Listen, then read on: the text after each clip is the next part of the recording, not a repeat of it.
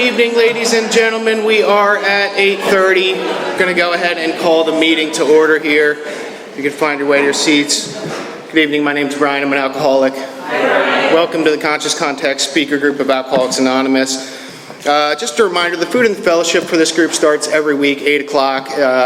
Feel free to show up early, talk to people, enjoy the coffee, the refreshments we put out. If you do want to get involved in service with this group, we could always use help. It's a lot of moving parts, putting away, setting up chairs, setting up everything. So if you want to do that, we appreciate that too. But more importantly, this group is all about service. We do have a couple of running commitments we're doing right now, H&I commitments. I think we got one going on Thursday mornings. We got one going on Sunday nights. So if you'd be interested in doing that, showing up for that, coming out, we do them at treatment centers. If you want to come out and share a message of hope and recovery, see me, see Ron, see any group member after the meeting, if you'd be interested in doing that. What else? We do have our hoodies available. They are available for sale. We charge at our cost for them. So again, you can see a group member if you're interested in purchasing one of those after the meeting. But I think with that, I'm going to go ahead and bring the world's second greatest chairperson up here. Please help me give a warm welcome to Kara.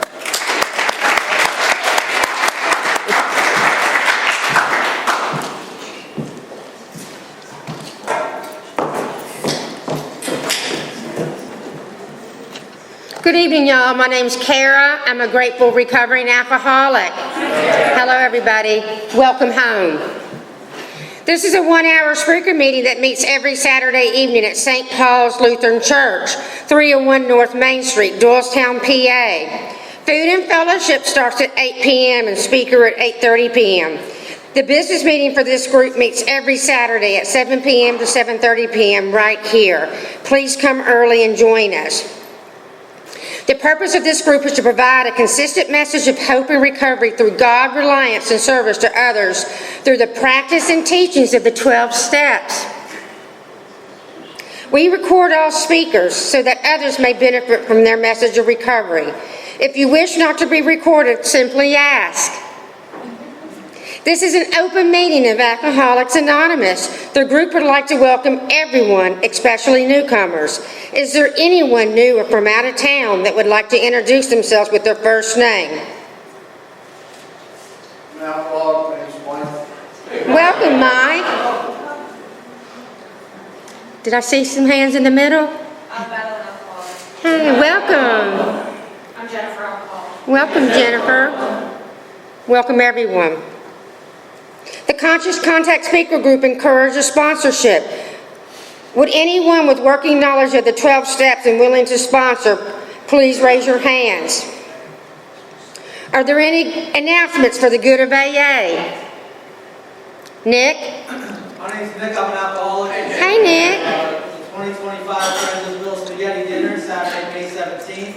That's in Sellersville. It starts at 3 o'clock, dinner at 5. 2 speakers, an Al-Anon and AA speaker. Tickets are $20 on a flyer if interested. Also, we have a Venmo. If anyone wants to make a donation for our Step 7 tradition, you can come see me, or there's a QR code on the back table back there. Thank you. Perfect. Thank you, Nick. Gary? Hi, I'm Gary, and I'm an alcoholic. Hey, Gary. This Monday night, the Stay Alive Literature and Step Group meeting, Monday at 6 p.m. Thank you, Gary. Our sister group is a big book study meeting that meets every Thursday at 7:30 p.m. just up the street at Salem UCC Church, 186 East Court Street, Doylestown. Coffee is on at 6:15. We have meeting lists and big books on easy terms. Please see me or any home group member after the meeting. If you cannot afford a big book, the Conscious Contact Speaker Group will give you one at no charge.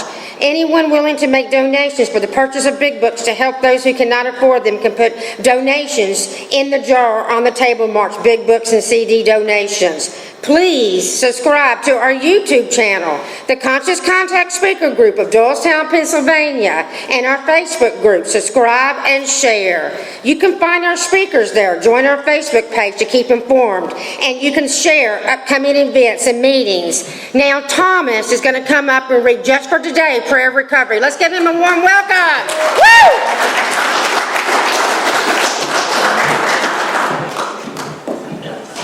Good evening, everyone. I'm Thomas, and I'm an alcoholic. This is the Just for Today Prayer of Recovery. Just for today, I will be agreeable. I will look as well as I can, dress becomingly, talk low, act courteously, criticize not one bit, not find fault with anything, and not try to improve or regulate anybody except myself. And with that, could you please help me welcome Nick up for the preamble?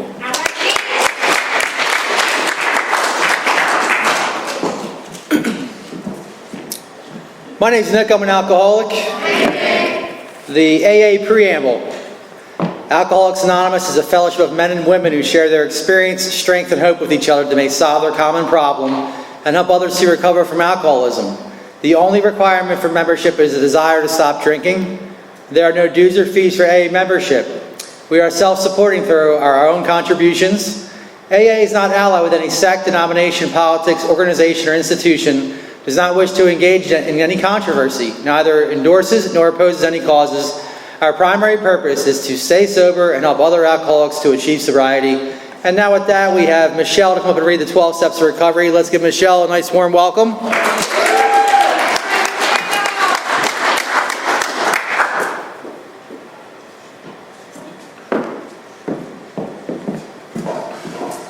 Hi everyone, I'm Michelle, and I'm a grateful recovering alcoholic. And these are the 12 steps of recovery. Step 1, we admitted we were powerless over alcohol and that our lives had become unmanageable. Step 2, came to believe a power greater than ourselves could restore us to sanity. Step 3, made a decision to turn our will and our lives over to the care of God as we understood Him. Step 4, made a searching and fearless moral inventory of ourselves. Step 5, admitted to God, to ourselves, and to another human being the exact nature of our wrongs. Step 6, we're entirely ready to have God remove all these defects of character. Step 7, humbly asked Him to remove our shortcomings. Step 8, made a list of all persons we had harmed and became willing to make amends to them all. Step 9, made direct amends to such people wherever possible, except when to do so would injure them or others. Step 10, continued to take personal inventory, and when we were wrong, promptly admitted it. Step 11, sought through prayer and meditation to improve our conscious contact with God as we understood Him, praying only for knowledge of His will for us and the power to carry that out. And step 12, having had a spiritual awakening as a result of these steps, we tried to carry this message to alcoholics and to practice these principles in all our affairs. And I'd like to invite our best chairperson in the world, Kara, our Southern Belle.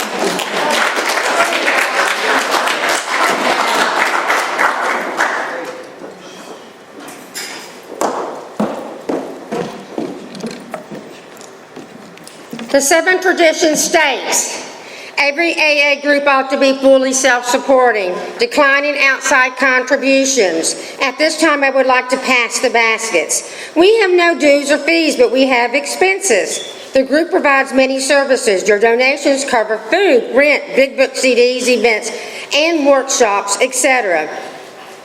There is absolutely no smoking on church property. Please take a moment to silence all cell phones and limit movement during the meeting to avoid distractions. Now, I'd like to introduce the speaker as a good friend of the Conscious Contact Speaker Group. Let's give Katie H. She came all the way from Delaware. A warm welcome. Woo!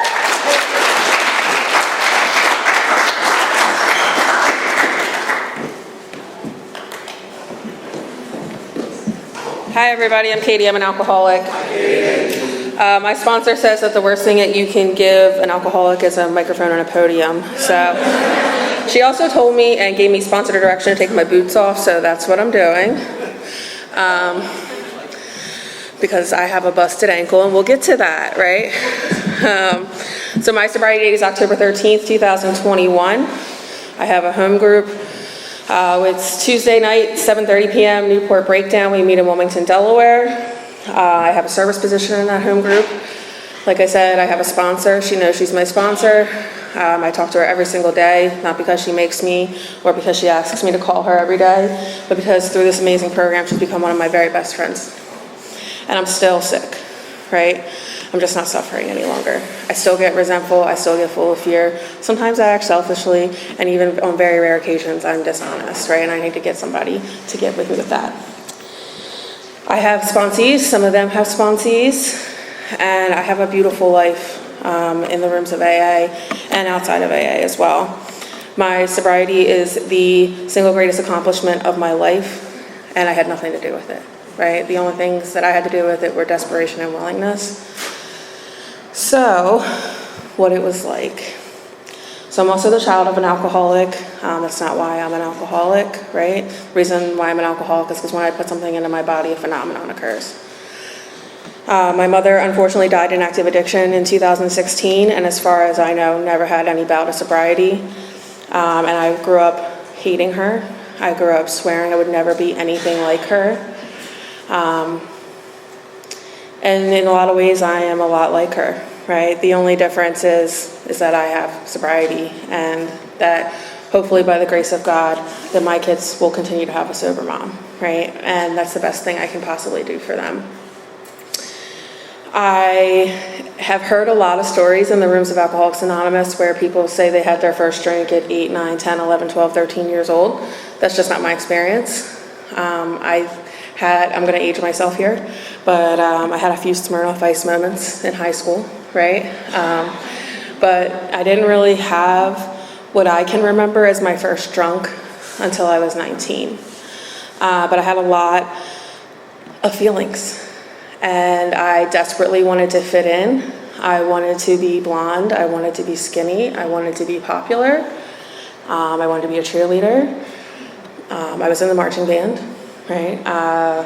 I've been blonde, I've been skinny, I've been popular at different times in my life, but I cannot string those things together and being a good person at the same time. So right now, I'm just happy with who I am, right? And, I struggled in school. I struggled in school a lot. I have very, very prominent ADHD, and if you have a conversation with me for more than 5 minutes, you'll be very aware of that, right?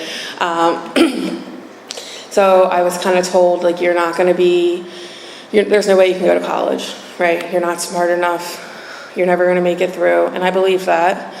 And but you're also never going to accomplish anything without a college degree. So I did what I thought was the best thing to do, because anytime I try to run my own life, it never ends out well, right? And I enlisted in the United States Navy at 17 years old. And again, I'm being told, like, you're not going to make it through boot camp. There's no way. What are you going to do?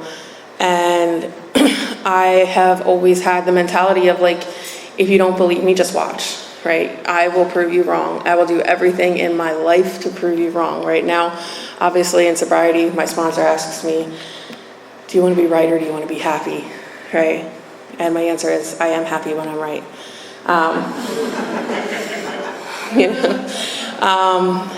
However, right, I get to basic training. My boot hits the ground and I am like, oh my gosh, what did I do, right? Like, this was the worst idea ever. And, I didn't really have a choice at that time. It was like, well, you signed your name on the dotted line and you raised your hand and swore to solemnly protect this country, right? But I had an asthma attack while I was in basic training, and I got discharged. And I came home with my tail between my legs because I feel like I proved everybody right. And I didn't really have any type of idea what I was going to do with my life, because that was my plan. I was going to meet the guy, I was going to have like 6 kids, travel around the world, like officer and a gentleman situation. And, again, that's not what happened. And, while I didn't go to college, my nephew, I have like a really modern family. My brother's 18 years older than me. So my nephew and I are the same age. And he was going to the University of Delaware. So I went to the University of Delaware on the weekends, right? And we spent a lot of time there. And in the beginning, for me, yes, there was times where I had 2, 3, 4, 5 drinks and could stop, right? This is a very progressive disease for me. But most of the time, I was insanely drunk. Most of the time. And I put myself in really dangerous situations.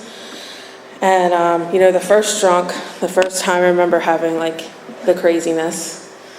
There used to be a bar in Baltimore. It's not open anymore. It had a really unfortunate business model. That's why they're not open anymore, but it benefited me, right? And it was 18 to enter and 21 to drink. And if you were 18, it was $5 to get in, and if you were 21, it was 15, and you got to drink for free all night, right? And like a good alcoholic, I knew somebody who got me a wristband that said I was 21.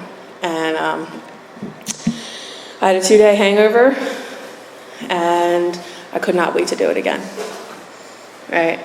And finally, I felt like out of my own skin. I felt popular. Like, look at Katie. Oh my God, she's crazy, right? And that's who I thought I was for a long time. I thought I was like the wild, fun, crazy party girl. But I'm just a hot mess. That's what I am, right? And, this will take me to crying in bars and destroying property and all kinds of things. And, I'm always like looking for the next thing to fix me, whether that's going to be a job, a car, a guy, whatever it is. And at 19, I meet the guy, right? And I think he's going to solve all my problems, because from what I can see, he has a very quote unquote normal family, right? They all live really close together. They all meet on Sundays and have dinner together, and this is something I never had. It's what I really desperately wanted, because again, I want to feel normal. And again, in sobriety, my sponsor tells me normal is a setting on the washing machine. There's no such thing as normal, right? And I put that man through hell for 13 years, right? And in the beginning, he drank like me because we were young, right? And he grew out of it and I didn't. And I would take alcohol to parties at his family's house and try to get people to drink the way I drank so that I could feel normal. And, my friends start getting married. They start having babies. And I'm like, why am I not good enough to have a ring on my finger? And, I can't seem to recollect in those moments when I was so resentful, how much we fought and how much we actually hated each other, right? I thought I loved him, and I probably did, right? I think I did. I don't think I would have spent that much time with him, but I didn't know what healthy love was. I was too young. And again, we rushed into this relationship, right? Like 10 days in, we get matching tattoos. It was 2006, so it's Chinese letters, so super cool still. We moved in together a month in, right? And I remember my dad, oh my God, my dad was so mad, right? I was 19, and I had already moved out of my parents' house, but I was living with some friends, and I was like, hey, Daddy, so I moved out of my house last night, so can I come get my bed frame? And he was like, where are you living with? Or who are you living with? And I said, Matt. And he goes, who's Matt? Because he'd only met him one time, right? And then, goodness gracious, right? So, I give him an ultimatum eventually after about 7 years of you put a ring on my finger by the end of the summer or you pay your mortgage by yourself. That's not how I want to get engaged today, right? He did it, right? And all the wedding planning, I was hiding a really big secret, right? I was having an affair, right? And I stood at the back of the church on my wedding day praying that somebody would come up to me and tell me, you don't have to do this, right? But nobody would have done that because nobody knew how miserable I was. Nobody knew how good I was at hiding. And everybody thought that I really wanted to get married, right? And I walked down that aisle and I said vows before God I didn't mean. And like I said, I knew my marriage wasn't going to last, but I felt like I had to do it. We had been together 9 years a day that we got married. And start having situations that I should have consequences for. And if you guys don't know about Wilmington, Delaware, it is considered the most dangerous city per capita, okay? And I ended up on one of the worst streets in Wilmington after a happy hour one night. I have no idea how I got there. I had hit a stop sign, it punctured my gas tank, and my car was not able to be moved. I had 1% battery on my phone, enough to call my friends and tell them I wrecked my car. And because they had Find My Friends on me, they were able to locate to me and navigate to me. Otherwise, I don't know what would have happened. And, I got away with it, right? And again, if I was normal, so they say, that probably would have stopped me, right? I'd probably be like, oh, I shouldn't do that again. And you see, I have every experience to know why I shouldn't drink and drive, right? First of all, I'm a kid of the DARE era, right? I'm a millennial, right? They pushed that really hard. They did the prom promise when I was in high school. You guys are familiar with that. My mom hit a telephone pole with my sister and I in the car going 60 miles an hour when I was 13. A family member of mine, this is like the hardest thing I've ever gone through, killed their child in a drunk driving accident when she was 14 years old. I know better, right? And I cannot stop. And I'm in this tumultuous marriage. We're fighting all the time. We're spending all this time apart. And, if you're like me and you're an alcoholic and you want to fix this marriage, does anybody know what you do? You have a baby, right? Because that's going to fix everything, right?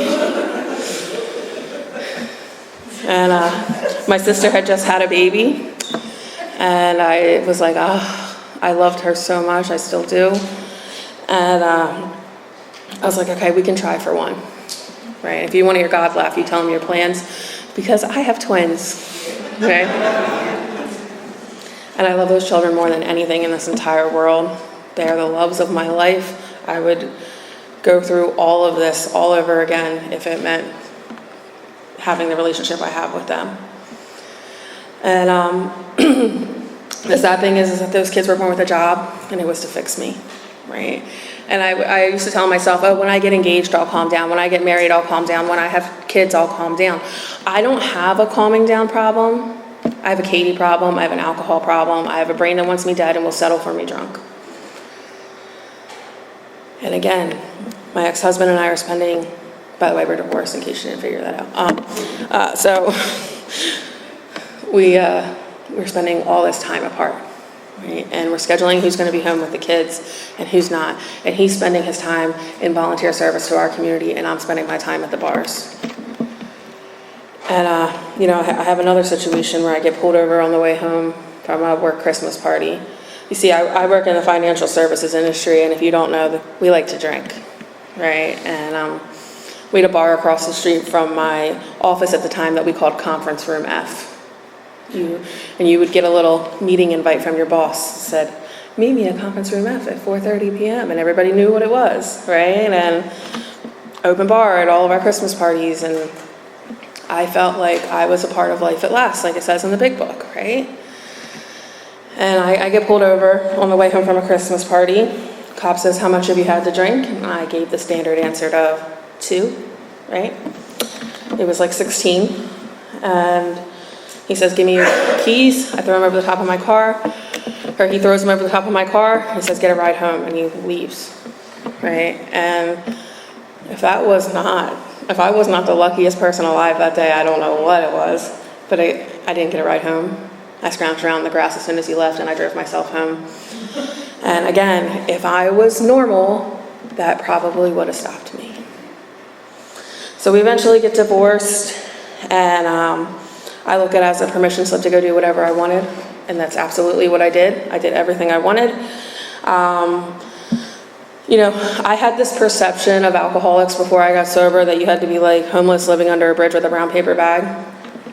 And I was extremely successful in active addiction, right? I bought a house.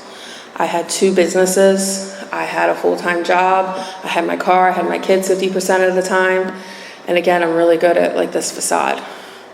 But the reality of the situation was I had never made a mortgage payment. Neither one of my businesses were legit. I drank on the job every single day. My car had been repossessed twice, and my kids were neglected, right? And they were in the way of me getting my next drink. So, I start out on the dating scene, and my friends called me Tinderella, right? And people were not like, I wasn't getting calls back, right? I was like only going on like first dates all the time, and I was like, why? What's wrong with me? And then I remember that nobody wants to pay my bar tab twice, and that is why, right? But pre-gaming dates, getting drunk on dates, it was just a really ugly scene. And then, I meet victim number 2. I find another guy who thinks I'm amazing, right? And he has no idea, quote unquote, that I am an alcoholic, right?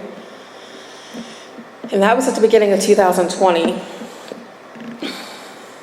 And we all know what happened in the very beginning of 2020, right? So we got stuck at home together, me constantly hiding how much I'm drinking, right? And he went back to work in person, and I didn't. And in active addiction, I couldn't sit still. I had no idea how to sit still. I would go absolutely crazy. I had a job at that time where I worked maybe 2 hours a day, but got paid for 8. So I would take my laptop to the bar with me, and people would walk in and be like, "What are the specials today?" And I'd be like, "Oh, I don't work here, but it's $7 wings," or they would be like, "Is that the owner?" And I'd be like, "Oh, it's just Katie," right?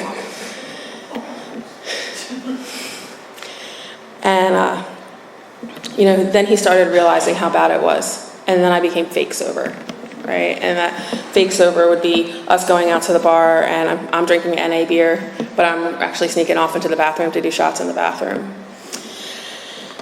And then I started having health consequences. I think it was February of 2021. I woke up one morning, pounding in my chest, massive headache. I think I'm having a heart attack, right? So like a good alcoholic, I drive myself to the hospital. And I get there and they're like, "Ma'am, you're not having a heart attack, you're having a stroke." And I was 34 years old at that time. And, at that point they're trying to get me to admit how much I'm drinking, and I'm just completely unwilling to admit it. I'm like, sometimes I have 2, sometimes I have 7. I'm a bartender, I have a high tolerance, right? And they're like, "Look around this unit. You were the youngest person here by like 30 to 40 years. What are you doing?" And I was like, "I'm fine." So completely unwilling to get help, I signed an end-of-life agreement, I signed a DNR, and when I get discharged from the hospital a couple days later, I leave and I drive right to the bar. And I'm sitting at the bar with my hospital bracelet on. And even the bartenders are like, "Maybe you shouldn't be here." And I'm like, "Well, see, the reason I had a stroke is not because of my massive alcohol consumption. It's because I was on keto." That's what I tell everybody. I'm on keto. It's a high-fat diet. It definitely drove my blood sugar up in the month that I've been doing this, right? Because I'm insane. I am insane. And then I get a job where I have to go in the office if I can get through my lunch break, which is a miracle, right? On my way home, see, the house that I bought was directly in front of my favorite bar, right? So I had to drive by there every day. And on the way home, I would be like, "You're not going to go today. You're not going to go today. You're not going to go today. You're not going to go today." And then I would swear to you, there was a magnet on the front of my car that would pull me into that parking lot. And then I'm sitting at the bar after I've told myself, "You're just going to have one. You're just going to have one. You're just going to have one." I've proven to myself thousands of times that I cannot have just one. And I'm sitting at the bar and I'm like, well, 6 doubles later, this is getting a little expensive. I should probably go over to the liquor store now, which is conveniently located in the same parking lot as the bar. Right? And I walk into the liquor store and I'm like, "Give me 10 airplane bottles." And they're like, "Why don't you just buy a handle?" And I'm like, "Because this is how I control my drinking." I wasn't controlling anything. I was under so much delusion. And I started asking God, like I believed in God before I got sober. If that's not your experience, that's okay. It was definitely mine. However, you would never have known that I believed in God by the way I was living. And I asked God, give me a sign that I should stop drinking. And, I had a hit and run, another one, that's number 2, in a parking lot with my kids in the car. That didn't stop me.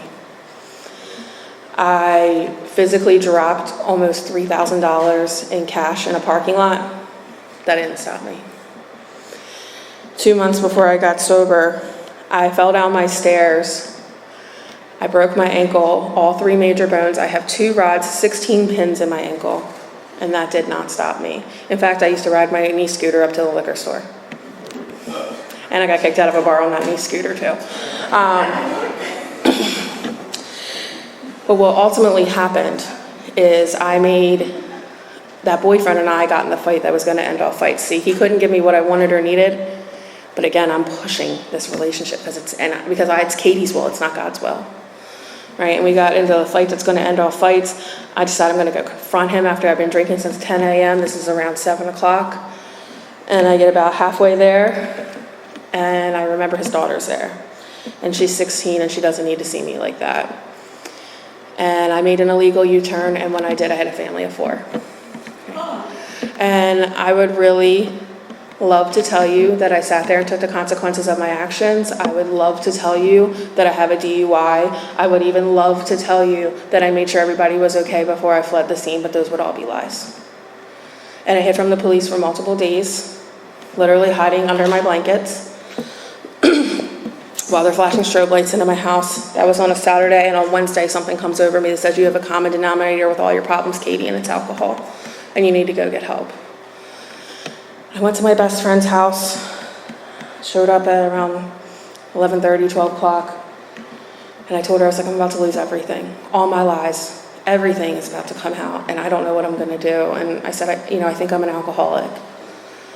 And she said, well, you don't drink every day. And I said, well, actually I do. Right? And she said, and you don't drink in the morning. And I was like, well, it's about 11:30, 12 o'clock on a Wednesday, and I'm drunk at your house right now. So yeah, I do.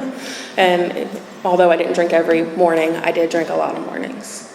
She said, it's really hard for people to get treatment for alcoholism. She had no idea, right? She was, that's just her pure ignorance. And she said, why don't you just sleep it off on the couch for a little bit and we'll figure it out. And I go out to dinner with some of my other friends. I tell them what happened, and I was like, I'm going to go to rehab tomorrow, right? There's 2 problems with that. I have no idea what rehab is. In the state of Delaware, we only have one 30-day treatment center. We have lots of detoxes and things like that, but we only have one 30-day treatment center. And 2, if you're somebody like me, tomorrow never comes. I don't know how many times I have said, I'm going to do this tomorrow, and I don't do it. And so I get dropped back off at my car, and again, something comes over me and says, you have to go right now. And what should have taken me 30 to 45 minutes took me 2 hours to show up to the first place, and they wouldn't take me. And they said, go to the hospital. So I walked into the hospital, and I said, I'm drunk and I'm suicidal, I need help. Because you see, this disease will take me to selling my gun to make sure I don't kill myself. It will take me to reading my life insurance policy line by line to see how long I have to work at this employer before I kill myself and if my family will get a payout. This disease will make me wonder if when I wake up, or when my kids wake up and I'm not, are they old enough to go next door and call 911? Right? That's the depths of this will take me. And in fact, after I got sober, I found suicide notes on my phone that I do not remember writing. Right? And I keep them on there. Some may call me crazy, but I need to see it every once in a while. Because I need a reminder of how bad it was. But I detoxed on a gurney in the emergency room for 2 days before they transported me to their mental health unit. I had the DTs. It was absolutely awful. I do not recommend that. 0 out of 10 stars. And they were like, you can go home now. And I was like, no, I cannot. And I don't know, looking back, if I truly wanted more help or if I was still scared and was still running from the police, just to be completely honest. But I ended up going to a 30-day treatment center, and I went to that 30-day treatment center that is not in the state of Delaware, by the way, because I had a Facebook friend who I'd never met before. We grew up around the same time, like in the same very little small area, and he recovered out loud, and he always checked into this rehab, like on Facebook, right? Like, I'm here. So I thought that's where he got sober, but he didn't actually get sober there. He just works there. But anyway, it got me in the door, right? And I walked in, and I took the program really seriously, right? Like, I went to group. Again, I'd never really been in a meeting before. I'd been on Zoom meetings during COVID, and they were like, do you have a big book? And I was like, I have a Bible. Is that what a big book is? They were like, no. They just like shook their heads at me, right? And while I was in there, I started doing step work with one of the counselors, and I asked her, who can sponsor me? Who do you know who can sponsor me in Delaware? See, because most of the people I was in there with were from Maryland. And she gave me Sarah's phone number, and I called her the day I got out. I also turned myself into the police while I was in treatment, which, talk about selfishness, self-centeredness. All I can think about while they're driving me to the police station is, oh my God, I'm gonna have my rehabs t-shirt on and my mugshot, right? Not did I hurt anybody, could I have killed anybody? Heck, sorry, almost did it, did I put this family through, right? And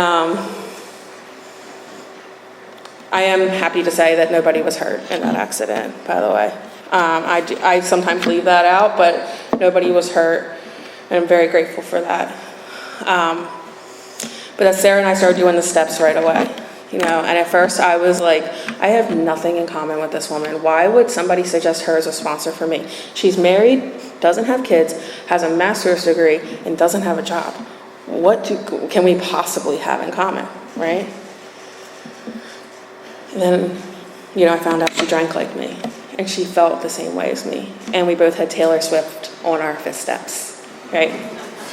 I am now a converted Swiftie, by the way. I love Taylor Swift now. We started going through the steps, and we went through them very quickly. I was 90 days sober when I was through my steps and sponsoring other women. I have not stopped since. And I don't know, I guess it was like around 60 days. It was Christmas Eve, 2021, we were doing my sixth step, and I was sitting alone and asking God for the next thought or direction, and I got a knock on my door, and it was somebody serving me custody papers for my kids. And you see, when I was in that mental health unit, I had written my ex-husband a letter. I said, whatever you do, please do not involve the courts. I will do anything that you ask of me. I will see them as little or as much as you possibly can say, but I just don't want to go through the court system. And like a good dad, he did not listen to me, right? And he filed for custody. And the stipulation was that I would have 2 hours of supervised visitation in his home, which also used to be my home, by the way. And thank God it happened during my sixth step, because I was able to sign those papers willingly. See, that was a gift that I was given in that moment, to be able to give my children a sober mom. Again, something I never had. I wanted to give myself a chance to recover. I wanted to give them the opportunity to have a fulfilling childhood and not have a childhood that they had to recover from, And I do like to reiterate, there's lots of people who have bad childhoods who are not alcoholics, right? I just happen to be one. So I signed those papers, and very, very quickly, I realized what a blessing it was, right? Because first of all, my children were 4 when I got sober. They do not remember anything for the most part. They'll point out a mommy juice store every once in a while and be like, can we get a lollipop? And I'm like, oh, God, you do remember that, right? But for the most part, they don't remember. And that 2 hours of supervised visitation that I had each week gave me one of the most beautiful gifts I have in this life, and that is an amazing relationship with my ex-husband's girlfriend, right? She is one of my closest, best friends. I don't know what I would do without her, because she's almost like a mediator for us some of the times, And I just love that woman. Her name's also Katie. She looks like me. or I look like her. I don't know. It's kind of weird, right? My ex-husband and my boyfriend look alike too. Everybody's like, this is so strange. I will show you side-by-side pictures if anybody wants to see them afterwards, if you don't believe me. Anyway. You know, my sponsor likes to tell me it's no longer my business where I live, where I work, or who I'm with. It's all up to God, right? And if I stick close to God and perform His work well, He will provide. And she's absolutely right. You know, that house that I told you I never made a mortgage payment on, obviously it was going into foreclosure, right? Like they weren't gonna let me stay there forever. But because of COVID, I was able to stay longer than I should have. And I get out of rehab and I have to go home to that house that no longer has gas in the house because I hadn't paid that bill in so long, and I got out in November, so I was sleeping on the floor of my house heating my house with my oven and praying that it didn't explode, but also praying that the pipes wouldn't freeze so that I could sell it. And I was able to sell it 9 days before it went to sheriff's sale because God showed up through my realtor and he decided not to take a commission. And obviously, because of my actions, there was a good chance I was going to lose my driver's license, right? And I knew that, so I had to move to the city, which I had never lived in before. I grew up in a very small town with 2 traffic lights, and apparently there's more cows than people there. And I absolutely loved it, right? But I didn't know what parts of Wilmington were bad and what parts were good. Actually, I knew which parts were really bad, but like, you know. So I looked at this house. It was the only house I looked at. I had a 419 credit score when I got sober. I didn't even know it went that low, right? But it does. And I had 60 days of sobriety, and I wrote the landlord a letter, and I said, can you please take a chance on me? And they took a chance on me because their son is one of us. He is absolutely not sober. He was not sober during that time either. And the house is available because he was found unresponsive at the bottom of the stairs 6 weeks prior to this. And that house provided me a lot of comfort. It provided me convenience. And then I got my driver's license back, and I got a car, and I got insurance, which is a huge deal for me to have, right? And very expensive insurance. And I was like, you know what, I don't really need to live in the city anymore. And I knew that I had a better chance of hopefully getting my kids back without going to court with my ex-husband if I moved out of the city, because that's just his deal, right? And I went and looked at this house. I had never met this man a day in my life. You see, I recover out loud. I do honor the traditions of Alcoholics Anonymous, but it is not a secret that I am sober. I think that's like the first thing somebody finds out about me, right? Hi, I'm Katie, I'm sober, right? Something like that. But I walked into this house and I had never met this guy. And he said, so listen, I understand you're a sober member of Alcoholics Anonymous. And I said, I am. And he said, the house is yours. No credit check, no background check. Oh, by the way, I'm going to flip everything and you can pick everything out, right? And it'll be 2 years on the 16th that we've lived there. And then moving back into that house did allow me to get my kids back. And my ex-husband gave them back to me a month after we moved in. I have them every single weekend, right? I've had them the past 2 Christmases. Christmas is a very special time for me. I absolutely love Christmas. And I've gotten to see the magic of Christmas through my children's eyes. They still believe in Santa Claus. There's no other kids in here, right? Sorry, hope I didn't ruin that for anybody. And you know, at my 2-year anniversary, we sat them down and we were like, do you understand why we're having a party tomorrow? And they were like, is it your birthday? I was like, kind of. I said, but it's been 2 years since mommy had a drink, and that's a really big deal. And my daughter goes, you drink Diet Coke and water all the time, right? Like, they just have no concept of this. They don't even remember not living with me, right? Which is amazing. I'm so grateful for that, right? And where I work, right? Whew, goodness gracious. So, this is crazy. I still do not have a college degree. I'm still very proud of the fact that I do not have a college degree. I have had an 18-year career in the financial services industry. And when I came in, I was a vice president at a law firm. And that would have been the first thing I told you back then about me, right? Hi, I'm Katie, I'm a vice president, right? But I no longer had the luxury of drinking on the job to deal with the stress, right? So that turned into me crying and calling my sponsor almost every single day. And she asked me a really important question, and she said, are you under the delusion that you're gonna be able to stay in this job and stay sober this early on, right? And I said, yeah, well, I can't make less money. And she said, rolled her eyes at me. I was like, you stick close to God and perform his work well, and he will provide. So I went and worked at a different company, a competitor, and I took a pretty big pay cut. And what that job could not offer me in financial compensation, they offered me in empathy, they offered me inconvenience. They allowed me to only come into the office one day a week while I didn't have a driver's license. They allowed me to recover out loud, and I helped other people get sober while I was working there.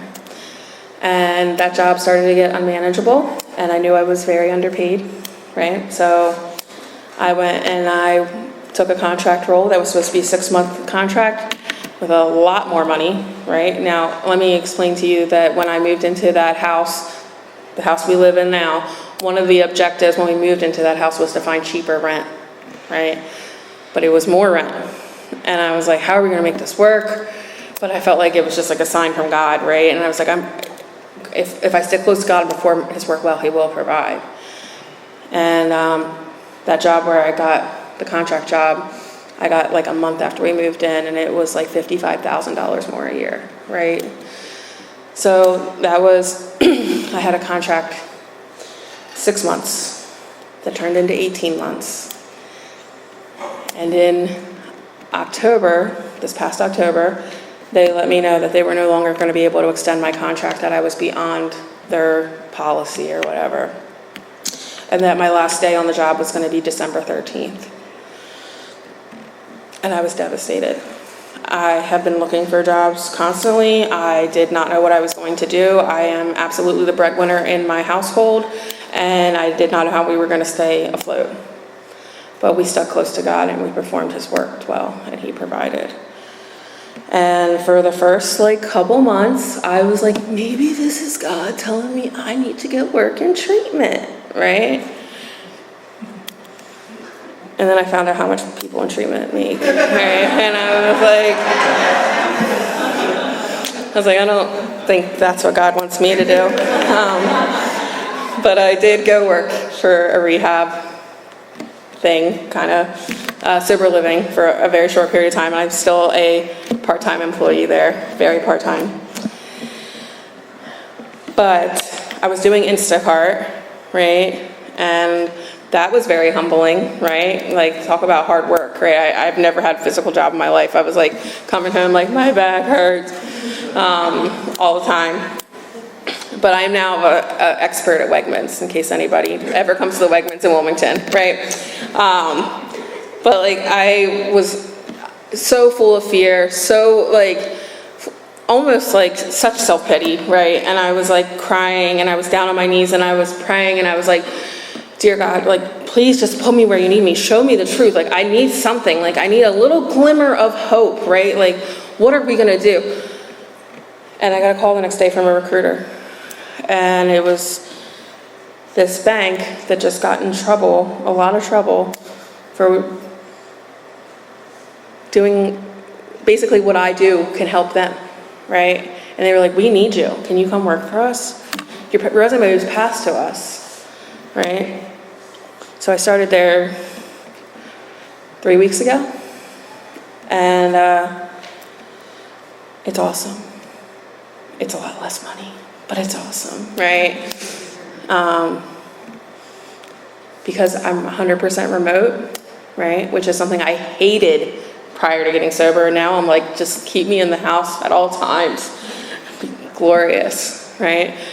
So speaking of, God putting me where he needs me, in the past 2 months, my ex-husband and his girlfriend have both had COVID and the flu, something awful, right? So we try to quarantine the children to try to, not get sickness. So because I was unemployed, they were able to come stay with me, right? God put me where he needed me, right? If I was still working, they would not have been able to do that. And I got to have all this amazing time and get resentful at the car pickup line if any other moms have to do that. It's a really beautiful life. And, then I'll close with, who I'm with. So my sponsor did not tell me to stay single for a year like you hear in rehab and things like that. She said, nowhere in the big book does it say that, and I loved that answer, right? But she said, I do want you to get through your steps, and I want you to give yourself a chance to see how you show up in a relationship, and then I want you to make an ideals list, right? Now, I'm 90 days sober. I just want you guys to keep that in mind. So my ideals list at 90 days sober is 6'5", drives a truck, has tattoos, red hair, and a Philadelphia Eagles fan. Go Birds, right? And she's like, oh God.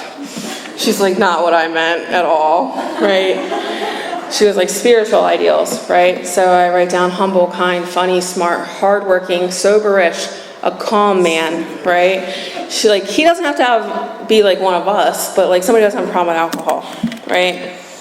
And she said, and here's the thing, you need to be all the things on that list if you want to attract that, except for the soberish.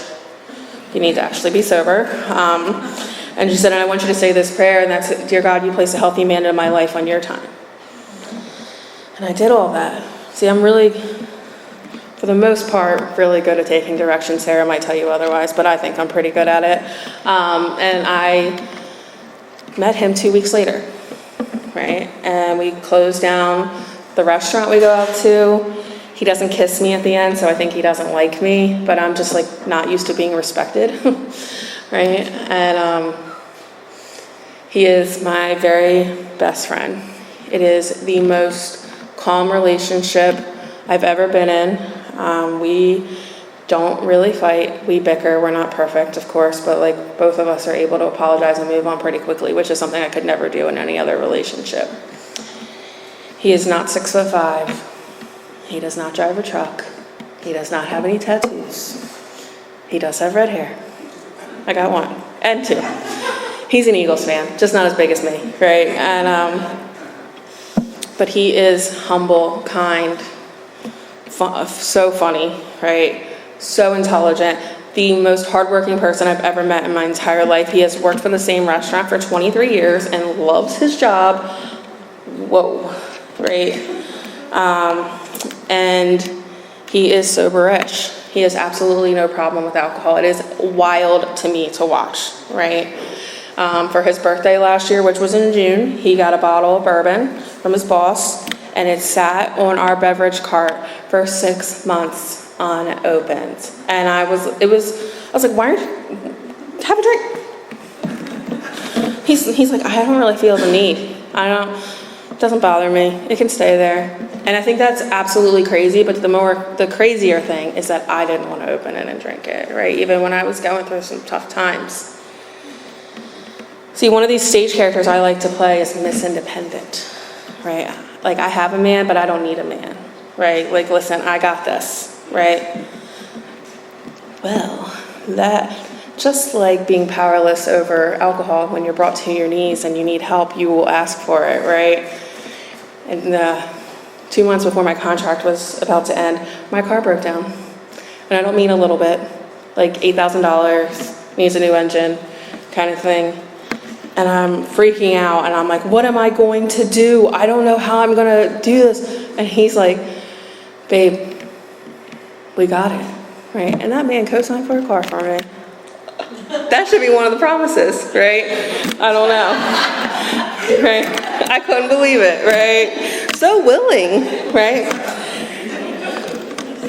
So when we were dating for like 3 months, he tells me, well, actually, let's go back to this. So like 2 weeks in, I call Sarah and I'm like, I can't do this. All this man does is work. Oh my gosh. He doesn't have any time for me. I'm just like, me, right? And she's like, okay, let me ask you this. Is it possible that this is the first time you haven't been in a codependent relationship? And is it possible that this man's schedule allows you to focus on your recovery. And I was like, ooh, I hate it when she's right, you know? But then like 3 months in, you know, he tells me, he's like, we matched on dating apps back in like 2019 and you wouldn't even answer my messages. And I'm like, bro, you better be so grateful. That was God. I was like, because you would never have tolerated the hot mess that I was. And you know, Delaware is really small. I'm sure Doylestown is too. Everybody knows everybody, you know, it's super cute. Except you can't get away with anything, right? And coincidentally, our moms have been friends for over 40 years, right? Like we had no idea, right? And I really do live such a beautiful life today. I am immensely grateful for everything that Alcoholics Anonymous has given me, not only, you know, the material things, but those come second to none to all the spiritual gifts I've been given, the signs from God, the way that God shows up in my life, the fellowship. Right, the fellowship will keep you when nothing else works. I tell you that because I have the only friends I really have, besides Mike, my partner, are my friends in AA, right? And I'll close with this. So, 2 of my best friends in AA got married. It's been almost a year. We drove down to this little tiny podunk town in Virginia called Matthews, Virginia. It has a population of 550 people. There is 1 meeting per week there, right? And there was about 50 or so people from Delaware AA who drove down for this wedding, and it was really awesome. And I went and got my hair done in town, and the hairdresser says to me, how do you know the bride and groom? I said, oh, we're members of AA. She goes, like Alcoholics Anonymous? And I was like, yes, ma'am. She goes, oh, honey, we embrace our alcoholism around here. And I said, I assure you, you do not want any of us to embrace our alcoholism around here. But we decided we were going to, right before the wedding, we were going to go grab some drink from the gas station. And this, the woman that worked at the gas station has a very familiar circle necklace on with the triangle in it, right? And I was like, oh, my friend Chase actually said, I love your necklace. And she said, thank you, I'm in recovery. Today's my 13-year anniversary. And she said, and nobody from my home group has come over to tell me congratulations. There's cake back here if y'all want it. And I was like, I don't know if I'm gonna do gas station cake. But, you know, we had like 11 people staying in the Airbnb. And we got back over and we told them, and all of us got dressed up and we walked over there in our wedding garb and we stood in line and gave that woman hugs. And there was not a dry eye in there. Even Mike, my partner, who is not in AA, was crying, right? It was such a beautiful moment and such a reminder that we are everywhere, right? And how blessed are we that Ebby sat down across from Bill one night. I'm immensely grateful. Thanks for letting me share.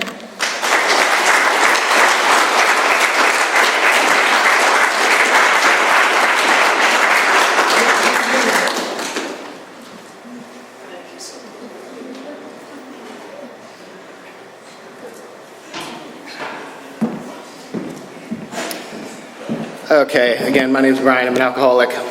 First and foremost, I want to thank Katie for coming out to our group tonight, delivering an incredible message of hope and recovery there.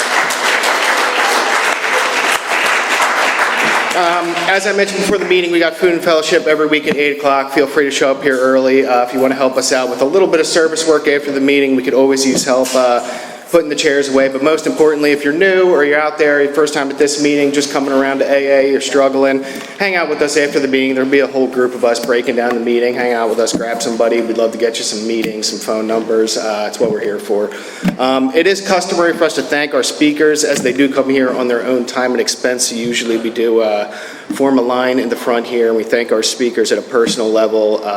Thanks to everyone for helping out with the meeting tonight. Thanks to our greeters, our readers. Thanks to Kara for chairing the meeting. Thanks to Howard for taking care of the kitchen back there. And most importantly, let's thank our speaker, Katie, one more time. And if you do care to join us, we have a beautiful way of closing down the meeting. We are going to circle up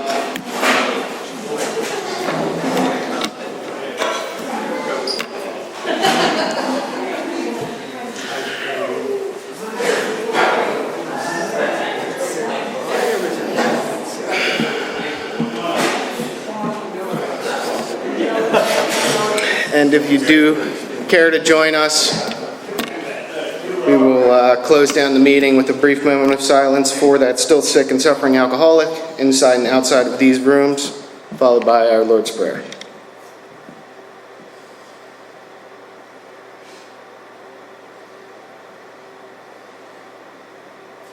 Our Father,